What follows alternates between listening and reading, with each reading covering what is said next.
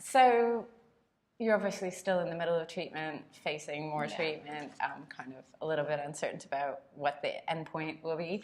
But how do you think the diagnosis has sort of changed your, I don't know, your view of life and sort of, I don't know, the future or goals, things that you wanted to do?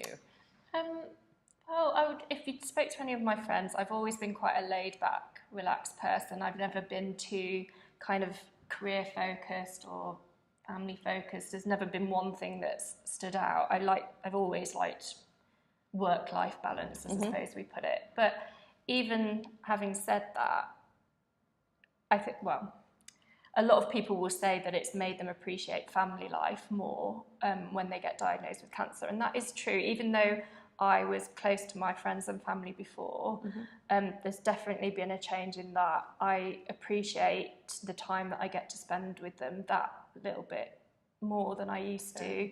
And I think it's taught me not to take things for granted. When you're going through treatment, you don't know what's around the next corner. You don't really know how you're going to feel from one week to the next. So when you're feeling good and you're out there and doing things, you appreciate it so much more, I think, than I did previously. And I think it's kind of made me live my life a little bit more. I'd with work and things, I'd probably got very much into a routine, which I didn't step outside of, and now I take any opportunity to go and explore a new thing, or I suppose what I'm saying is like I don't put things off till tomorrow. Sure. I just get out there and do them, obviously within the limitations of what I can do when I'm having treatment. So there has been an adjustment in that way.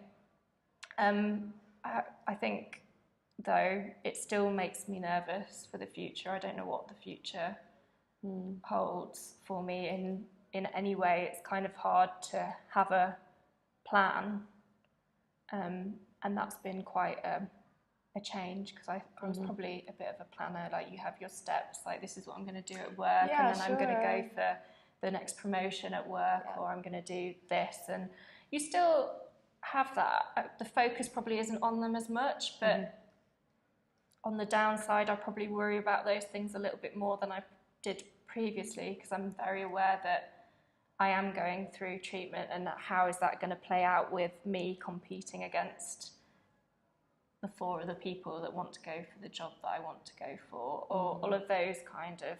But it's developed me as a person, and weirdly, whilst it's hit my confidence in certain respects, like I probably a little bit of a lack of self-confidence in certain situations, in some ways it's almost brought me out of my shell more. Oh, that's interesting. I know that sounds kind of contradictory, but there are things that I worry, but I don't kind of worry about what other people think of me, or I'm not conscious of like, well, actually this is what I want to say in that meeting, so I just say it. Like, that confidence has kind of developed in me, and I think that comes from the fact that when it's your life that's at stake and you're being treated, I feel that you have to be an advocate for yourself, and you don't want to mess around with it, do you? You want to make sure you're getting the best treatment and that things are going through. And because I've been forced to do that in that situation, it's kind of spilled out into the rest of my life, which is a real positive for me. I've actually forgotten what the question was.